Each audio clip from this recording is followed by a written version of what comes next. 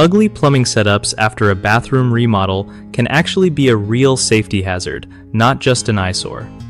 Okay, so first off, if your new vanity needed a plumbing redo, make sure the pipes aren't just slapped together with whatever's lying around. Like, always use the right fittings. None of that random glued stuff or hose clamps on copper lines. That's asking for trouble. The dishwasher drain line has to be hooked up before the P-trap.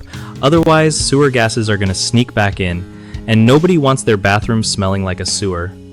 Head to your local hardware store with a picture and ask for a Y-tail piece. It's the part that lets the dishwasher drain join the sink drain properly. Don't cheap out on the glue either. PVC needs both primer and cement to stick right, or you'll have leaks and bad smells later.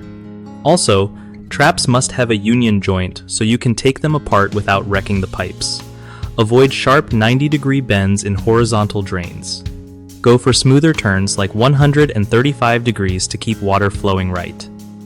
Lastly, any condensate from your AC or heat pump should join the drain line above the trap to stop funky odors from creeping into your bathroom. One of the biggest mistakes people make with bathroom plumbing after remodeling is using improper parts, like hose clamps on copper lines or mixing ABS and PVC cement. That mess causes leaks and smells. Another common problem is hooking up the dishwasher drain after the P-trap instead of before it, which lets sewer gas escape into your home. Fix this by installing a Y-tail piece before the trap. Lastly, people often ignore the importance of unions in trap assemblies.